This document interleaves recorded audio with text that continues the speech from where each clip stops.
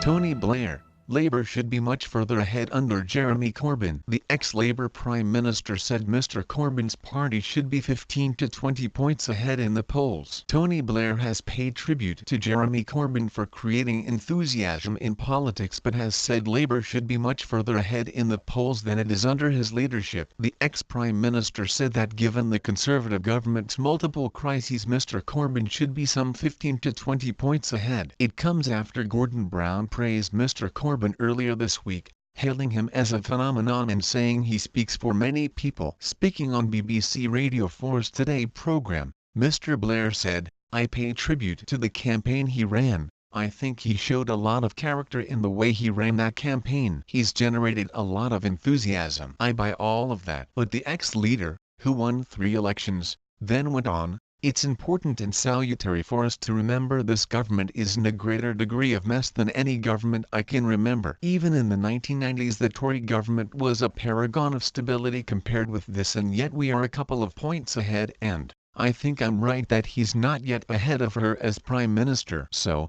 I pay tribute to all of that, but I still say come on guys, we should be 15. 20 points ahead at this stage." According to the most recent polling for The Independent by BMG Research, Labour was 5 points ahead of the Conservatives, going up to 6 points once don't knows were redistributed. Asked who people would prefer to see as next Prime Minister, 31% said Mr Corbyn compared to 29% for Ms May, and once don't knows were redistributed, 34% backed Mr Corbyn and 32% chose Ms May. Further polling will be conducted over the next week which will show whether the loss of 2 ministers from Ms May's cabinet, stalled Brexit talks and the sexual harassment scandal have had an impact on the figures. Earlier this week Mr Brown argued that Mr Corbyn was successfully tapping into rising public anger over the unfair effects of globalization, after other politicians appeared to show they had no answers. Mr Brown, who was Prime Minister for 3 years until the 2010 election, said, "People feel rightly or wrongly that the problems that they have stagnant wages, inequality, polarization between rich and poor, public service not being properly financed, they ascribe that to the failures of governments, centrist governments that have not been able to manage globalization." On Mr Corbyn's shock rise, he added, "He has come through because he expresses people anger at what happened, the discontent. When he attacks universal credit, he is speaking for many people. When he says the health service is underfunded, he is speaking for many people."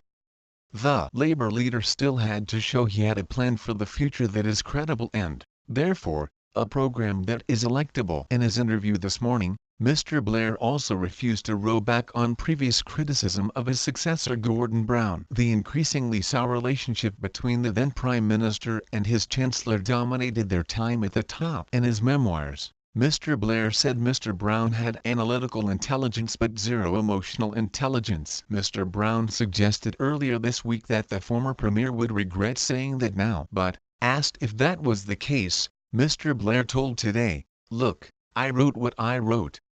He added, "What I really think is this, because it is particularly important for its impact on the Labour Party today, what's important is that the two of us actually concentrate on the good things that happened through this time." Mr Blair denied that he had agreed to step aside as Prime Minister if Mr Brown backed plans to allow Britain to join the euro, as claimed by the former Chancellor. "No, that would not be a sensible thing to have done at all," he said. "No, I didn't say it."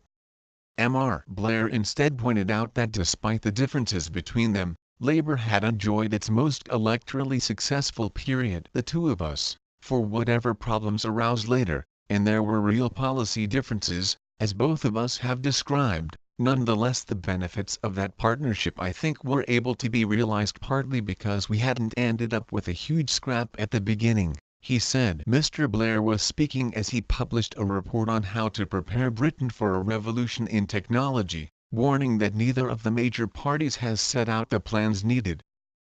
Subscribe to the channel and watch other videos on this channel.